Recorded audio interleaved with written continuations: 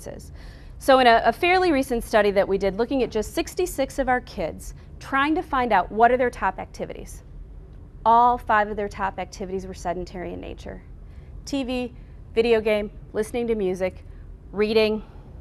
Participation in community activities. This one we found incredibly interesting. 203 out of 326 kids with spinal cord injuries, 62% of those kids had never had any participation in an organized sport, an organized club, or a youth center. That's a terrible statistic. When all the other kids, who may be sedentary most of the time, but at least they have one organized activity, our kids with spinal cord injury, 62% of them after injury are not participating in any organized sport or youth center activity. And here's what we're seeing so far. This is, we're currently in the second year of a 3-year study. So we know that our kids who are participating more often have higher enjoyment. So the more they participate in activities, the more they like it, particularly in informal activities. So those things that aren't structured, getting together, organizing things themselves, not always adult-driven. We also know as our kids get older and they participate with a bigger diverse group of people, so more people that aren't their family and their primary caregivers, further away from home, not in the house with aunts and uncles, the happier they are and the more satisfied with their life they are. Broader social participation is directly linked to lower depression. It's pretty important. And broader social depression is in turn then linked to higher quality of life, right? Intuitive to us, but we need the data that shows why participation is incredibly important for kids with disabilities. Another couple of interesting things from this study are caregiver education was more critical for our participants who had high-level injuries. So this was a subset of this study, but we were really looking at those kids who have higher spinal cord injury levels, who are quadriplegics and have less movement in their upper extremities or maybe nothing in their hands, and some of our other kids with different disabilities that would be considered higher level. For those kids, one of the critical components of their participation was making sure that their caregiver, who was in charge of the decisions related to their participation, was educated about what they could do. Last but not least, and I hope all of you know this, this is true for anybody who has physical disability, physical participation, specifically participation in sport, like SCUBA, decreases secondary medical complications. That is incredibly important. To me as a hospital person, I do not want to readmit kids because they have secondary medical complications like pressure ulcers or urinary tract infections or struggling with autonomic dysreflexia or all sorts of other yucky stuff you guys don't want to know the details on right now. Because that's expensive. That's expensive to my hospital system.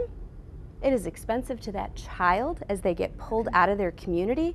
It's expensive to the family for the amount of time they have to get pulled out, and to society as a whole. And we want our kids out and participating. So the more you participate in physical activities, the less likely it is that you'll have secondary medical complications. So that's why Shriners Hospital was willing to even consider scuba diving. People say, gosh, what is that connection? Why would hospitals or rehab facilities or somebody with a disability want to do it? And that was our impetus of why we wanted our kids out there. We also wanted to be able, from a psychological end, to make sure we were giving the message that our kids can do anything. Kids with spinal cord injuries oftentimes are injured because they're high adventure kids. And they need to be able to get back to a high adventure sport. How cool it is for a kiddo with a spinal cord injury to go back to school and tell their able-bodied peer that they just did a Discover Scuba or that they just got certified in Key Largo. The power of that is truly immeasurable. So you guys know a little bit about the Diveheart Foundation. This is their goal, which fits in perfectly with the rehabilitation goal, to build confidence and independence. That's our goal in rehab. We want to build as much independence as we can as a kid is physically able to be independent, and to build confidence so that you can move on and have a wonderful, high-quality life. What Diveheart does for us at Shriners, they offer Discover Scubas. I have all sorts of patients who don't have any interest in getting certified, maybe don't have any interest in, traveling to some crazy exotic place, but they really just want to see what's it like to breathe underwater. And for somebody who has a physical disability, SCUBA gives you an opportunity to get into an environment where you don't have to take adapted equipment with you. Now, I love wheelchair sports. I love wheelchair basketball. Rugby's a little rough for me because it's so violent. Every wheelchair sport you can think of I think is fantastic. The majority of them require adapted equipment of some sort. SCUBA really doesn't. So it's truly freeing for people with disabilities. Once we really get, all that weighting down, which isn't easy, but once we get that weighting down and you're neutrally buoyant, kids who've had to have a caregiver's hands on them at all times, or a parent's or a staff member, or a piece of equipment to help them move in their environment, can oftentimes move independently in the water. And that in and of itself is powerful. More powerful than any of the research I can pull out. Diveheart also offers HSA trainings for volunteers who are interested in getting trained through HSA and to ensure HSA buddies for us. Certifications through when we originally started out, it was just PADI. And now, I don't know, it's like alphabet soup. We can do PADI, we can do NAWI, we can do SDI, we can do HSA. It's very exciting. We can do it all. And then travel programs. And I'm just going to quickly mention our travel piece. It's about the experience, and it's about these goals for us. Improving communication skills, problem solving, assertiveness. If I have a young kid who's just sustained a spinal cord injury, they are going with a group of volunteers, a group of us in this room, who are entrusted with their care, and they have to tell us what they need. Not going to be their mommy and scooping them up and saying, you got to go cath, and here's your catheter, and here's what you have to do, and don't forget a pressure release. And they need to start to be assertive.